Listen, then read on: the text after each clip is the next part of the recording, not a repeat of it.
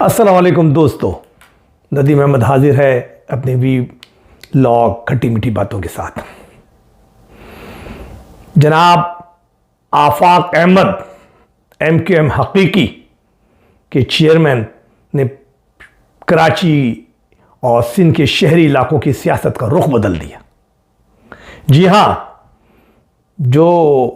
जिस बयान का, जिस ऐलान का बहुत शिद्दत से इंतजार था, आखिरकार वो आ गया।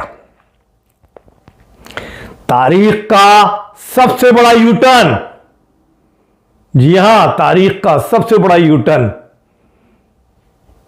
जो ख्वाब उन्होंने दिखाए थे, जो बातें उन्होंने की थी कि मेरा ऐलान कराची और महाजिर कौम और सिंध के शहरी इलाकों की सियासत का रुख बदल देगा, लेकिन खोदा पहाड़ निकला चूहा। क्या बोले वो? फरमाते हैं कि जनाब हमारी रेड लाइन महाजिर कौम है। और भाई रेड लाइन महाजिर कौम है और कोई इस रेड लाइन को क्रॉस करने की कोशिश ना करे। बड़ी अजीब गरीब बात है भाई। रेड लाइन तुम्हारी है तो उसे हम क्या कर सकते हैं? वो तुम शुरू से नारा लगा रहे हो, लंदन वाला जो MQM है वो भी लगा रहे हैं, और जो पाकिस्तान MQM वो भी लगा रही है, तो वो महाजिर का नारा तो लग रहा है। रेड लाइन से क्या डेफिनेशन है भाई आपकी?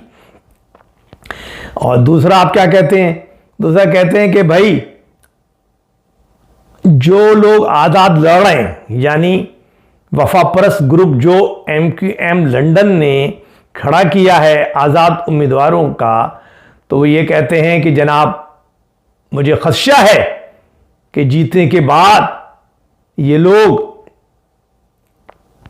ज्वाइन कर लेंगे पीपल्स पार्टी को। तो इसलिए मैं उनसे कहता हूं कि पहले पीपल्स पार्टी का मंशूर पढ़ें उनको ज्वाइन करने से पहले, ताकि आपको पता लगे कि वो महाजिरों के, उसमें महाजिरों के लिए कोई चीज है या नहीं। अरे मेरे भाई, इसका मतलब क्या है? इसका मतलब यह है कि लोग इस आजाद ग्रुप को, जिसकी सपोर्ट MQM लंदन ने की है, जो वफाप्रस्त ग्रुप कहलाता है, उसको वोट ना दें, उनको ना जितवाएं, क्योंकि आप खदशे का इजहार कर रहे हैं कि साहब ये तो जीतने के बाद इस पार्टी को ज्वाइन कर लेंगे। मेरे भाई, वो एक अलग बात है। एक पार्टी नजरियाती होती है और दूसरी पार्टी जो होती है वो इंतखाबी होती है। ये लोग जो इतनी मुसीबत में लड़ रहे हैं, इतने खौफ के आलम में लड़ रहे हैं, खड़े हुए हैं रुपोश होके, गिरफ्तारियां देके, तो भाई उनको तो फिर भी चांसेस है कि तो कुछ नजरियाती हैं और वो खड़े रहेंगे अपने कदमों पे। और तुम उनसे ये कह रहे हो कि जनाब वो जीतने के बाद मुझे खदशा है कि ये लोग पीपल्स पार्टी ज्वाइन कर लेंगे, तो बेहतर है कि इनको वोट ना दें। मकसद ये हुआ, कहा तो नहीं उन्होंने, कहा तो ये कि मुझे ये खदशा है कि ये पीपल्स पार्टी ज्वाइन कर लेंगे जीतने के बाद। और तीसरे नंबर पे उन्होंने कहा कि मैं ऑफर करता हूं कि जो लोग भी जीते आजाद, वो मेरी पार्टी ज्वाइन कर लें। अरे भाई तो तुम इसको दूसरे लफ्जों में, अगर तुम इनको सपोर्ट कहते भाई इनको सपोर्ट कर रहा हूं, अपने लोगों को विड्रॉ कर रहा हूं या नहीं कर रहा, या मेरे लोग कमजोर हैं तो जो हैं तो उनको मैं हटा रहा हूं, या उनसे कह रहा हूं कि सारा कौम जो है सिर्फ इनको सपोर्ट करे, ये कहने की बजाय आपने जो बातें की उससे लगता है कि भाई यूटर्न और यूटर्न। अब किस दबाव का नतीजा, किस खौफ की वजह से हुआ?